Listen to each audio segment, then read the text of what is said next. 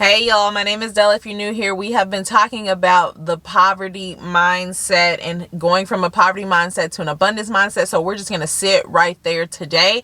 And I am going to give you guys 5 ways that the enemy uses the poverty mindset to keep us stuck or to keep us stuck in this poverty mindset instead of moving to an abundance mindset.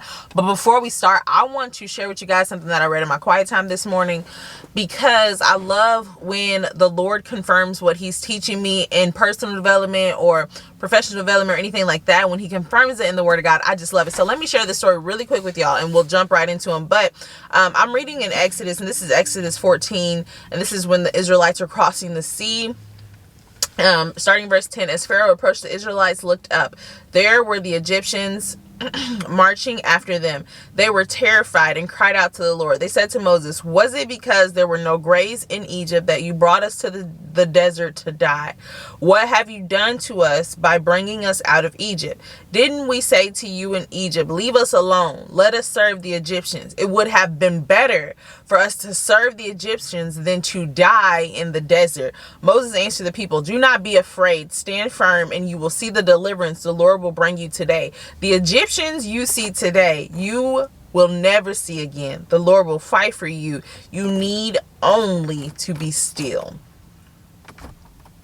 The Israelites were in a weak moment, and in that weak moment, it's crazy because they started to romanticize their bondage, romanticize their trauma. And I feel like we do the same thing with poverty. The moment, because I feel like fear and the poverty mindset, they're like cousins. They go hand in hand. And the moment that we step out and we experience the freedom of the abundance mindset and the uncertainty and the work and everything that comes with it, we start to romanticize our bondage, our poverty, all these things, and we just want to go back, right? But that ain't the answer that God gives us. The answer that he gives us is to go forward in that abundance, to go forward into the new, and he promises to be with us, and he promises to fight our battles as long as we're obedient and we use what we have in our hand, which is later what he commands Moses to do. He's pretty much, "Why are you crying out to me? Use what you have in your hand and perform this miracle." And so I just thought that was so cool that God honored us in that way. And in my quiet time, I got to read that. So let's jump in. 5 ways the enemy uses the poverty mindset. I got my notes here because I don't want to miss anything, okay? Number 1, the enemy uses the poverty mindset to make you focus on lack of time, lack of money, lack of support, lack of this, lack of opportunities, lack of that, just lack.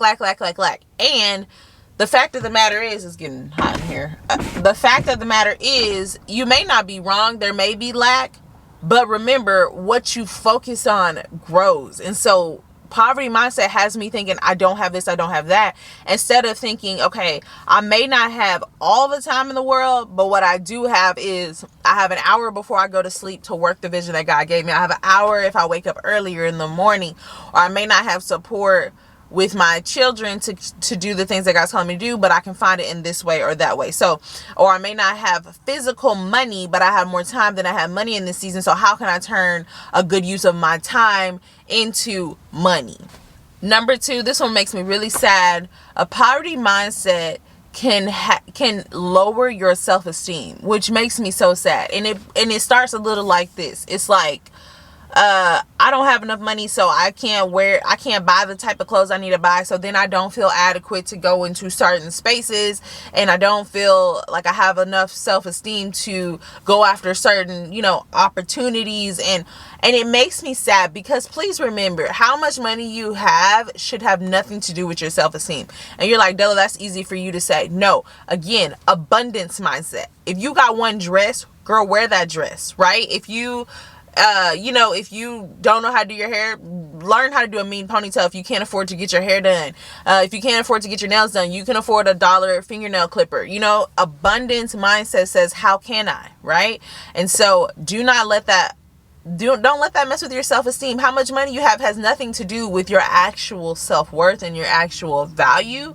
And so this one really, really makes me sad. The enemy will just get in your mind, well, you can't afford to be here. They have this, they have that. They have all these, designer clothes or whatever. You better learn how to wear a white t-shirt and look cute with it on. You better learn how to wear the same thing over and over again and make it look good. Or you better learn how to thrift shop and find quality items that make you feel confident in it, and then do your inner work. Because if your inner work is good, then money don't have nothing to do with your self-esteem.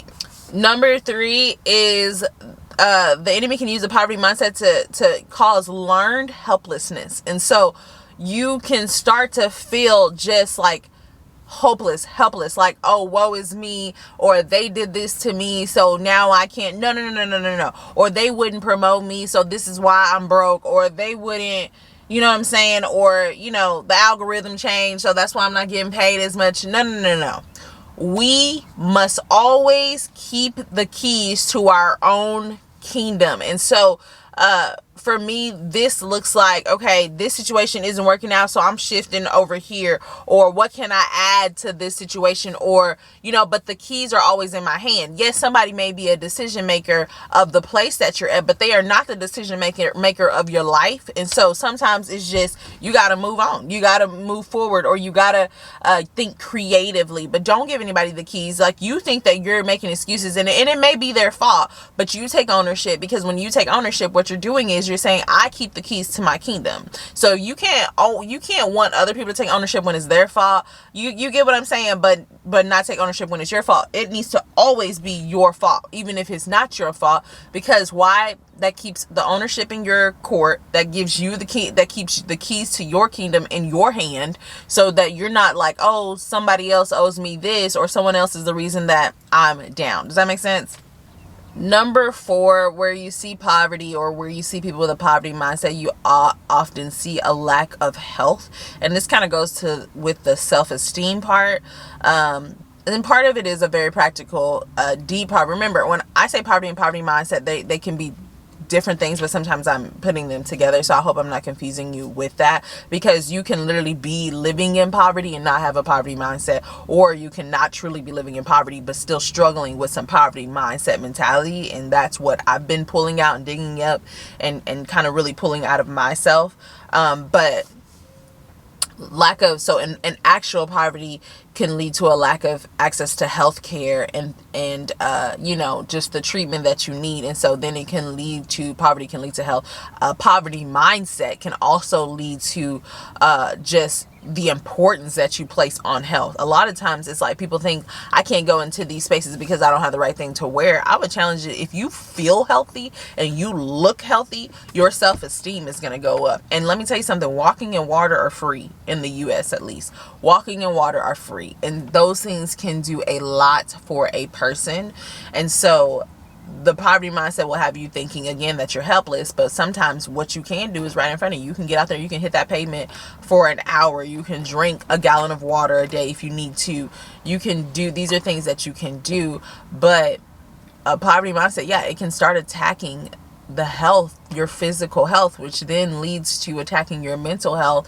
And that's why you do see a lot of chronic disease, because of the very just weight and the burden and the stress of living and lack. And that's why I don't understand why for so long we have been taught that poverty is just such an honorable life. It's not. It's stressful, and it can cause health issues, and it can cause people to struggle with chronic disease that they would not have had to struggle with had someone been a part of expanding their mindset. And so that's what we're doing together right now.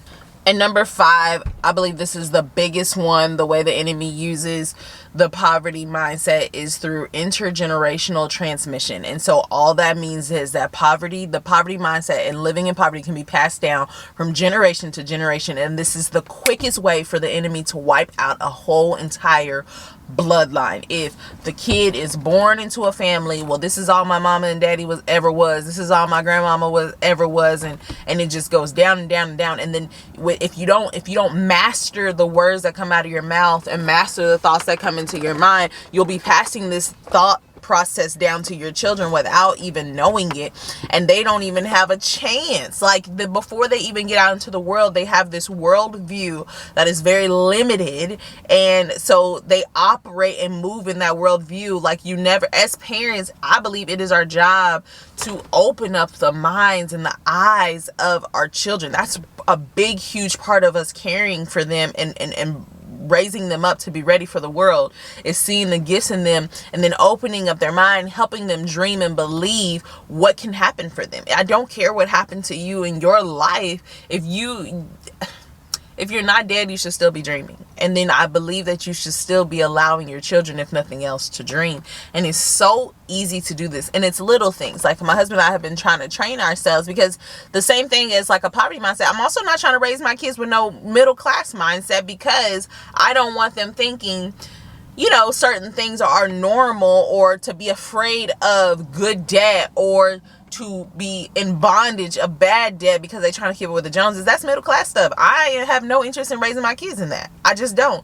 But even with the poverty mindset, so like something little, like, I don't know if y'all do this, but you go around the house, who left these lights on? Turn these lights off. Somebody running up the water bill. Like, just that stress around bills. And while you're just trying, and you still want to be a good steward. I'm not going to let my kids just walk around and keep the lights on. But don't keep the lights on because that's a wasteful mentality. Not because the light bill's too much. Not because the water bill's too much. It's funny because we have a well, and my husband was joking. He was like, I'm going to tell these kids, y'all running up my water bill, even though we don't have a water bill. But anyways, just little things like that. We just try to watch our language around our kids, because guys, this can kill off a generation.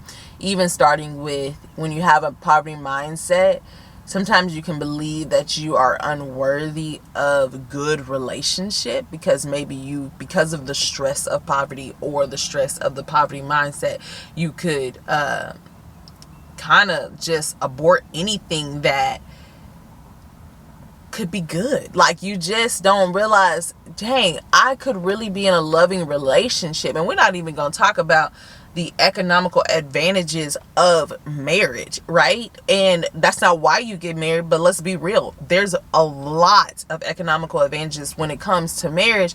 But if you have a poverty mindset, you're constantly, you're not learning how to communicate with your spouse because you ain't never seen it. And that's that generational thing where you're just boom, boom, boom, like just breaking down. And it's like, dude, if we could just learn to get along, we could do a lot. We could do a lot. And so this is I feel like the enemy uses this over and over again. And by now we should be used to it. By now we should be used to the fact that he's coming for our families. And one of the ways he's going to do it is through poverty. And now, I don't care how much money you have. Again, poverty mindset and poverty are two different things. You could be so broke and your kids never know it. You've heard so many people say, hey, we grew up with nothing, but the love in our house was so big. Just the feelings in our house, the dreaming in our house was so big that we had no idea. Like, no idea. You could teach your kids hard work ethic. You could teach your kids resourcefulness. Like, I will never forget how resourceful my parents were. And so now, even though we started off with more, we're always looking at, okay, what is it that we're trying to achieve? And then what creativity can we use? Because remember, creativity is a currency. I will always say that creativity is a currency. That's us building our house with our own hands. That's us. We're about to expand and build an apartment garage, and all these things are from the Father. Creativity and thoughts, they're free. They're free. We can control it. I'm doing a lot of reading now with Think and Grow Rich, and everything starts in the mind, and the Bible tells us that, right? And so I don't know, I just want to begin to point out, because sometimes it just takes somebody pointing out the tactics of the enemy, so then we can know how to position ourselves and how we can stop self-sabotaging. That's what I was looking for earlier. Stop self-sabotaging anything good that comes into our life that is leading us to this abundance of everything that God has for us. Like, we got to know these things. And so let me know, have any of these things, have you been letting them seep in without knowing it? What are some things that you've noticed the poverty mindset can do around it? Maybe you live in a lower income area, or you came from lower income area. What are some things that you've noticed, some behaviors you have noticed? I love you guys, and I will see you next week. Bye.